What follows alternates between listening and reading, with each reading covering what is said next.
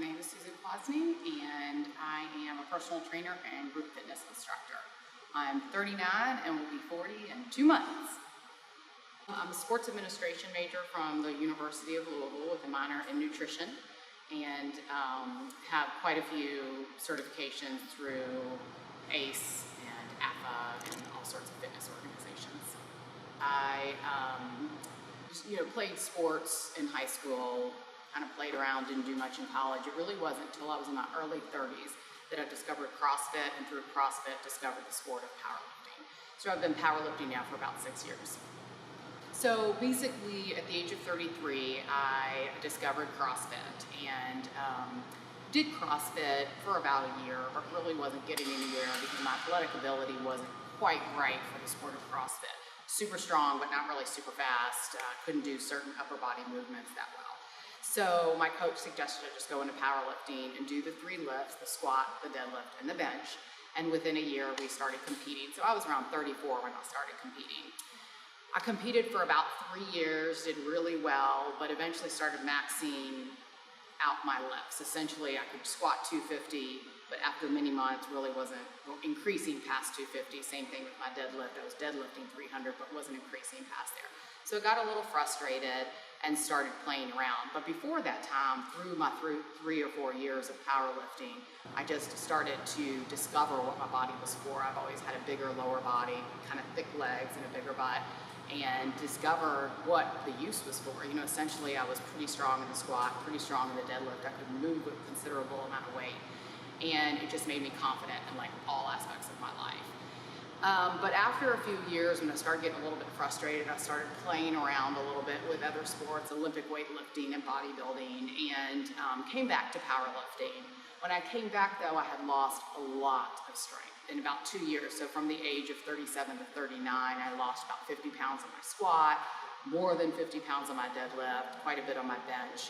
And it was very frustrating. It's frustrating to go into meets knowing I used to be able to squat 250, now I can only squat 210.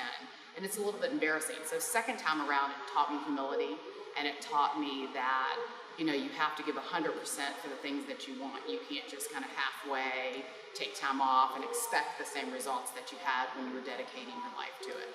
So now I'm back into the sport, and I'm looking forward to a few months when I turn 40, because when you're 39, you're competing against 18 and 19-year-olds and all the way through. So the weight class is 18 to 39.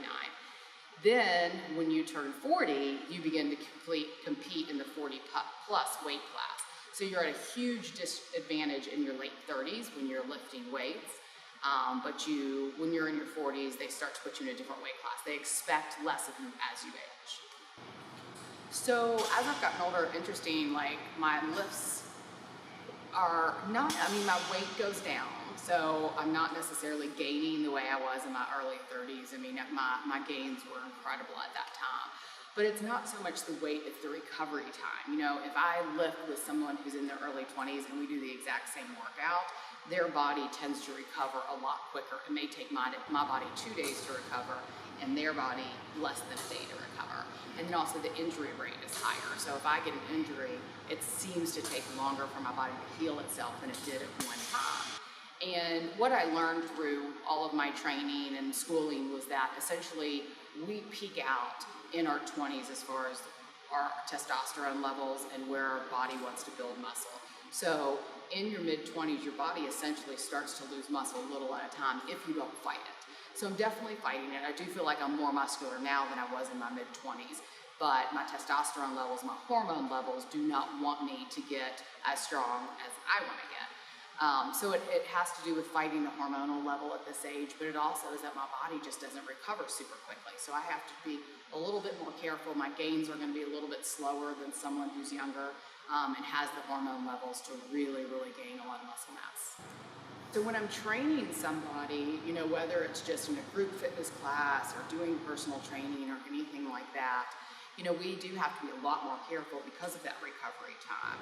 You really cannot push somebody as hard in their late 40s and beyond as you can in their early 20s, because again, their body doesn't recover as quick. Form becomes so important, because injury rates really grow as they get older. So it's so much important to have good form. When you're early 20s, you can get away with a lot of form issues that you cannot get away with in your late 40s and beyond. So a lot of times when I'm dealing with seniors like 70 and 80, we'll do a lot of lighter weights, but the functional movement's still there. The squat is as important for a 20-year-old as it is for an 80-year-old, and some can argue even more important as you're older, because sitting down and standing up is essentially a squat. So you do hear a lot of older people say, oh, I don't want to squat, that's going to hurt my knees.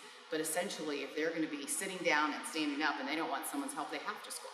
So oftentimes, it's also getting through their mental challenges of what they've heard. And when you're dealing with women, specifically older women in their 80s, when they were growing up, women weren't lifting weights, women weren't really exercising.